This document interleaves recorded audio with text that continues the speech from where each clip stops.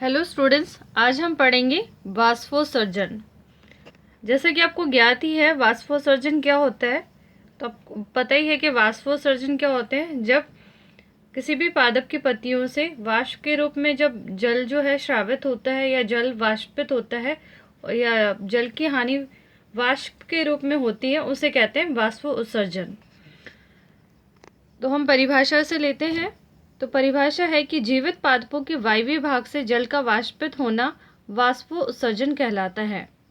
तो वाष्पोत्सर्जन क्या है? जब जीवित पादप के वायवीय भाग, जो भी वायवीय भाग होते हैं, उनसे जल का जो है वाष्पित होना या जल का वाष्प के रूप में जो है हानि होना, वो वाष्पोत्सर्जन कहलाता है। अब आप ये मत लिख दीजिएगा कि जल की हानि होना, क्योंकि यहाँ जल जो है, जो पानी है, उसकी जो है वो वाष्प के रूप में पर्यावरण में जा रहा है। तो आप यहाँ पे उसको तरल भाग में ना लिखिएगा, क्योंकि जल का तरल रूप में जो श्रावण होना या जल का पादप में जल के रूप में हानि होने को हम बोलते हैं बिंदु स्राव। बिंदु स्राव को हम आगे जो है आगे डिटेल में पढ़ेंगे। तो हम वापस आते हैं वाष्पोत्सर्जन। तो वाष्पोत्सर्जन है कि वायवीय भागों से जल का वाष्प के रूप में श्रावण होना या जल की वाष्प के रूप में हानि होने को हम वाष्पोत्सर्जन कहते हैं। अब है वाष्पोत्सर्जन के प्रकार। तो वाष्पोत्सर्जन के मुख्यतः 3 तरह के होते हैं। पहला है रंध्रीय वाष्पोत्सर्जन, दूसरा है उपत्वचीय वाष्पोत्सर्जन और तीसरा है वात रंध्रीय वाष्पोत्सर्जन। तो पहले हम स्टार्ट करते हैं रंध्रीय वाष्पोत्सर्जन से। तो रंध्रीय वाष्पोत्सर्जन जैसे नाम से ही पता लग रहा है, जो रंध्रों द्वारा होता है। और हमें पता है रंध्र कहाँ होते हैं।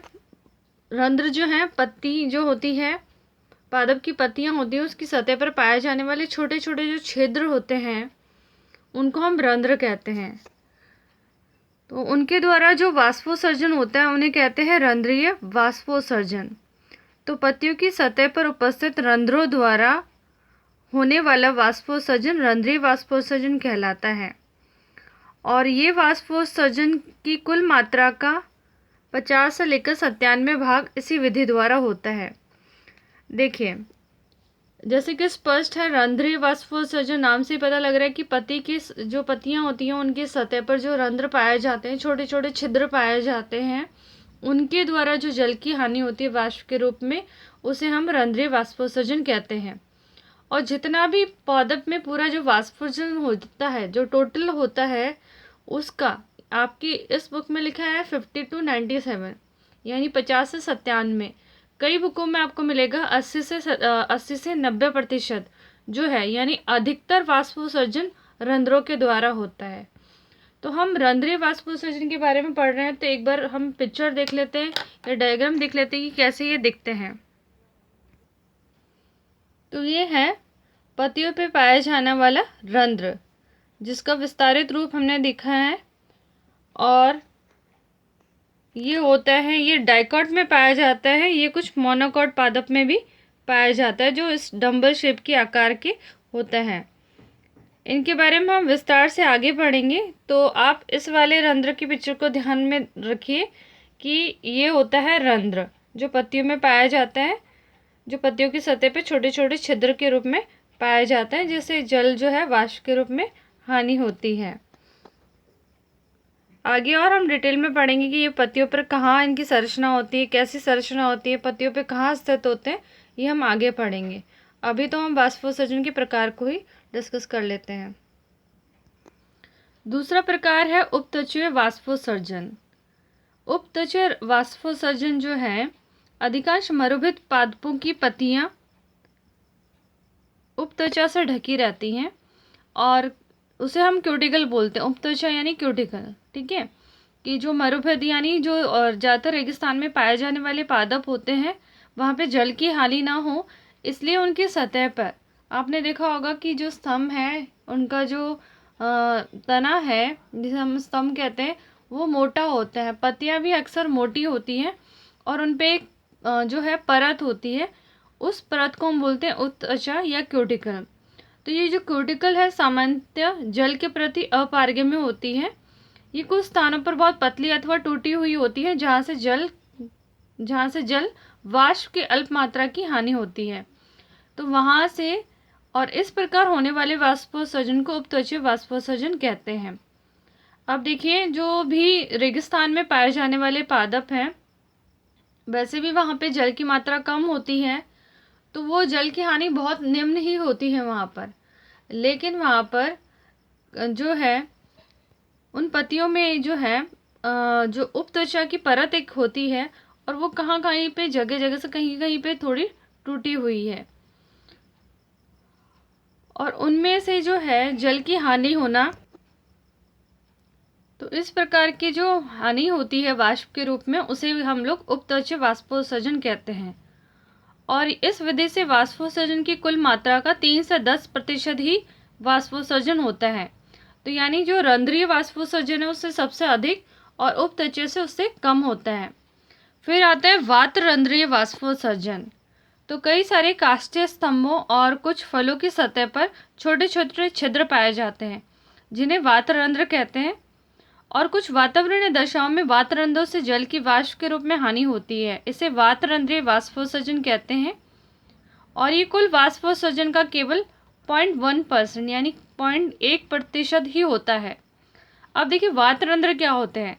तो जो तने होते हैं, बड़े बड़े जो पेड़ों के तने होते हैं, उनकी छाल पे छोटे छोटे छिद्र होते हैं, और कई ऐसे फल होते हैं, उन फलों के छिलके पर भी छोटे छोटे छिद्र होते हैं, जिनसे जल की हानि वाष्प के रूप में होती है। और ये जो छोटे छोटे छिद्र होते हैं, जैसे काष्ठी हमने बोला बहुत सख्त जो है, कोई सख्त पेड़ है उसकी छाल पे पाए जाने वाला छिद्र, और कुछ फलों में, उनसे जो है कुछ मात्रा में जल की हानि होती है वाष्प के रूप में। इसलिए कहा गया कि ये सिर्फ कितनी होती है, 0.1% होती है। अब ये वातरंध्र कैसे होते हैं, मैं आपको डायग्राम से दिखाती हूँ। तो यहाँ देखिए, ये एक छाल का चित्र है, और उस छाल में आप देख रहे हो कि काफ़ी सारी दरारें हैं। तो इन दरारों में वो छोटे छोटे छिद्र होते हैं, जिनसे जो है जल है वाष्प के रूप में हानि होता है। और इन्हीं में जो है हम बोल सकते हैं, जो छोटे छोटे छिद्र जो पाए जाते हैं उन्हें कहा जाता है वातरंध्र। इनका जो आंतरिक जो है डायग्राम हम बोल सकते हैं वो इस तरह से होता है। तो आप देख सकेंगे कि कोशिकाओं की संरचना किस प्रकार है। और यहाँ जो आप देख रहे हैं, ये जो है आपको ओपनिंग दिख रही है, ये वातरंध्र की है। तो किस प्रकार से एक छाल में जो है वातरंध्र होते हैं, ये जहाँ जहाँ से टूटी हुई होती है वहाँ से जल जो है वाष्प के रूप में निकलता है।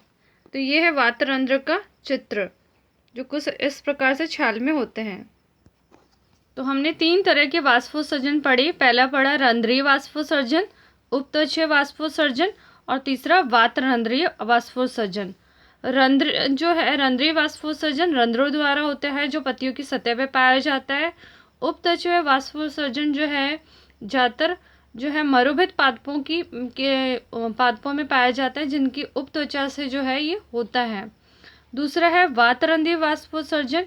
तो हमें पता है कि काष्ठीय जो स्तंभ होते हैं, जो उनकी छाल होती है, पेड़ों की कठोर छाल जो होती है, या फिर कुछ जो फल होते हैं उनके छिलकों में ये छोटे छोटे छिद्र पाए जाते हैं, जिनसे ये वाष्पोत्सर्जन होता है। और हमें ये भी पता लगा कि सबसे ज़्यादा वाष्पोत्सर्जन होता है रंध्रीय वाष्पोत्सर्जन से, करीबन 50 से 97%। दूसरा उससे कम होता है उपत्वचीय वाष्पोत्सर्जन, जो 3 से 10% रहता है। और सबसे कम होता है वातरंध्रीय वाष्पोत्सर्जन, जो कुल होता है 0.1% होता है। अब हमें जो है रंध्रों की संरचना को पढ़ने से पहले हमें पता होना चाहिए कि वो कहाँ पर स्थित होते हैं, पत्तियों में कहाँ होते हैं। तो हम पत्तियों की संरचना पहले देख लेते हैं। रंध्रीय वाष्पोत्सर्जन की क्रिया को समझने के लिए पत्ती एवं रंध्र को समझना आवश्यक है। तो हम यहाँ पर देख रहे हैं डाइकोट जो है, यानी द्विबीजपत्री पादप की पत्ती को। पत्ती की ऊपरी व निचली सतह अधिचर्म या बृहत्त्वचा कहलाती है। तो ये जो आप पिंक कलर से देख रहे हैं ऊपर, जो पिंक कलर से देख रहे हैं यहाँ ऊपर और यहाँ नीचे, ये जो है ये है अधिचर्म। यह इंग्लिश में लेबलिंग कर रखी है, उसको समझने की कोशिश कीजिए। डेक्शियल एपिडर्मिस लिखा है और एबैक्शियल एपिडर्मिस। एपिडर्मिस यानी अधिचर्म, तो ये जो अधिचर्म है ये ऊपर वाली सतह है और ये है नीचे वाली सतह, ठीक है। ये जो पिंक कलर से, जो गुलाबी कलर से आपको दिखा रहा है वो है अधिचर्म। इन दोनों बाह्य त्वचा के मध्य पर्ण मध्योतक उत्तक स्थित होते हैं, है ना। तो ये दिख रहे हैं आप, ये बीच में जो आपको हरे कलर से दिख रहे हैं ये दोनों जो हैं वो हैं पर्ण मध्योतक उत्तक, जिन्हें मेसोफिल सेल कहा जाता है। और द्विबीजपत्री पादप में ये जो है खम मृदुक और स्पंजी मृदुक में विभेदित होते हैं। तो खम मृदुक में आप देख रहे हैं ये पैलिसड मेसोफिल हमने लिखा है, जो लंबे लंबे आकार में जो है, ये जो लंबे लंबे आकार वाले हैं ये हैं खम मृदुतक। और जो आपको नीचे दिख रहे हैं जिनमें काफ़ी सारा गैप दिख रहा है वो है स्पॉन्जी मृदुतक, यानी स्पॉन्जी पैरेन्काइमा। और ये है एक डायग्राम। और अब आप देख रहे हैं यहाँ एपिडर्मिस में कहाँ पर है जो है रंध्र, ये यहाँ पे लिखा है स्टोमा। तो ये है एक रंध्र को स्टोमा बोला जाता है और बहुत सारे रंध्र हों उन्हें स्टोमेटा कहा जाता है। तो यहाँ आप देख रहे हैं यहाँ एक रंध्र को इन्होंने डायग्राम में शो किया है। तो ये यहाँ पर यानी अधिचर्म जो है यानी बाह्य त्वचा, उसकी सतह पर जो होते हैं रंध्र स्थित होते हैं। ये तो है एक द्विबीजपत्री पादप की पत्ती का। मैं आपको एक बीजपत्री पादप की भी पत्तियां दिखा देती हूँ, वो यहाँ पर कुछ इस प्रकार की होती है। ये देखिए यहाँ पर भी जो आप देख रहे हैं ये जो पिंक कलर से हैं ऊपर और नीचे, ये अधिचर्म या बाह्य त्वचा है। और बीच में यहाँ पे सघन रूप से देख रहे हैं आप, सघन रूप से है। वहाँ पर थोड़ा गैप था और 2 कोशिकाएं थी द्विबीजपत्री पादप में, यहाँ एक जैसी हैं सारी जो है पर्णोमध्योतक उत्तक, जो सारे एक जैसे हैं। और आप देख रहे हैं कि बहुत जो है टाइटली पैक्ड है, बहुत सघन रूप से व्यवस्थित है। और यहाँ पर भी आप देख सकते हैं ये जो छोटा सा छिद्र आपको दिख रहा है यहाँ है रंध्र, ठीक है। ये एक रंध्र को दर्शाया गया है, ये जाइलम फ्लोएम को दिखाया गया है, इसमें भी जाइलम और फ्लोएम यहाँ पर है। देखिए संवहन उत्तक की बात कर रही हूँ, संवहन उत्तक में जाइलम और फ्लोएम यहाँ पर है। लेकिन हम यहाँ बात कर रहे हैं पत्ती की संरचना और जो है रंध्र कहाँ स्थित होता है। तो द्विबीजपत्र पादप में पत्ती की संरचना कुछ इस प्रकार होती है और रंध्र कहाँ होता है, यहाँ स्थित होता है। और एक बीजी पादप में जो है पत्ती की संरचना कुछ इस प्रकार होती है और रंध्र यहाँ स्थित होता है। तो यहाँ से आपको क्लियर हो गया होगा कि रंध्र पत्तियों में कहाँ पर स्थित होते हैं। तो रंध्र की उपस्थिति बाह्य त्वचा का प्रमुख लक्षण है और रंध्र पत्ती की एक अथवा दोनों सतह पर पाए जाते हैं। इनकी उपस्थिति के आधार पर पत्तियां भी 3 प्रकार की होती हैं। तो उन्हें हम बोल सकते हैं कि रंध्रों के प्रकार या पत्तियों के प्रकार। तो हम उन्हें पढ़ते हैं अब। तो रंध्रों की उपस्थिति के आधार पर पत्तियां 3 प्रकार की होती हैं। पहली है अधोरंध्री, उभयरंध्री और अधिरंध्री पत्तियां। देखिए फिर से बताती हूँ, अधोरंध्री पत्ती, उभयरंध्री और अधिरंध्री। अब हम एक एक को डिटेल में पढ़ते हैं। पहली है अधोरंध्री पत्ती। जब रंध्र पत्ती की केवल निचली सतह पर पाए जाते हैं तो ऐसी पत्ती अधोरंध्री पत्ती कहलाती है। उदाहरण सेब और संतरा की पत्तियां। देखिए हम अधोरंध्री पत्ती की बात कर रहे हैं। ये बोल रहे हैं कि इस अधोरंध्री पत्ती में ये होता है कि जो रंध्र होते हैं वो पत्ती की ऊपर वाली निचली वाली सतह में पाए जाते हैं और ऐसी पत्ती को अधोरंध्री पत्ती कहते हैं। और ऐसी पत्तियां जो है सेब या संतरे की पत्तियां होती हैं, इसलिए इस प्रकार की जो पत्तियां होती हैं उन्हें सेब प्रकार की भी कहते हैं। और अधिकांश द्विबीजपत्री पौधों की पत्तियां जो होती हैं वो अधोरंध्री प्रकार की होती हैं। दूसरा है उभयरंध्री पत्तियां। जब रंध्र पत्ती की दोनों सतह पर उपस्थित होते हैं तो ऐसी पत्तियां उभयरंध्री कहलाती हैं। जब रंध्र जो है पत्ती की दोनों सतह पर समान रूप से होते हैं, कई बार तो क्या है दोनों सतह पर समान रूप से पाए जाते हैं, यानी दोनों सतह पर, ऊपरी सतह पर और नीचे की सतह पर दोनों पे ही रंध्र पाए जाते हैं, उन्हें उभयरंध्री पत्तियां या उभयरंध्री रंध्र भी कहा जाता है। और ऐसा जो रंध्र है वो जई यानी ओट्स तथा अन्य घासों पे भी पाए जाते हैं। तो इसे जई प्रकार भी कहते हैं। कई बार क्वेश्चन भी पूछ लिया जाता है कि जई प्रकार के रंध्र क्या होते हैं या जई प्रकार की पत्तियां किसे कहा जाता है। तो आपको उसमें उभयरंध्री पत्तियों का विस्तार लिखना है कि जिनमें दोनों तरफ, दोनों पत्तियों की दोनों सतह पर जो रंध्र है वो बराबर मात्रा में है या बराबर हों, उन्हें उभयरंध्री पत्तियां कहा जाता है। अधिकांश एक बीजपत्री पौधों की पत्तियां उभयरंध्री प्रकार की होती हैं। देखिए अधोरंध्री किस में पाई जाती है? द्विबीजपत्री पौधों में, जहाँ पत्तियों की निचली सतह पर रंध्र होते हैं। उभयरंध्री जहाँ पे पत्तियों की दोनों सतह पर समान रूप से रंध्र उपस्थित होते हैं, उन्हें उभयरंध्री कहते हैं। लिखा भी है कि दोनों सतह पर संख्या लगभग समान होती है, या हम ये भी बोल सकते हैं कि दोनों सतह पर भी पाए जाते हैं या दोनों सतह पर जो रंध्र है वो समान रूप से पाए जाते हैं। अब तीसरा है अधिरंध्री पत्तियां। अधिरंध्री पत्ती, जब रंध्र पत्तियों की केवल ऊपरी अधित्वचा पर होते हैं, अधिचर्म पर होते हैं, तो ऐसी पत्तियां अधिरंध्री कहलाती हैं। उदाहरण वाटर लिली या अन्य पल्लवी पौधे। अब देखिए अधिरंध्री पत्तियां कहाँ होती हैं?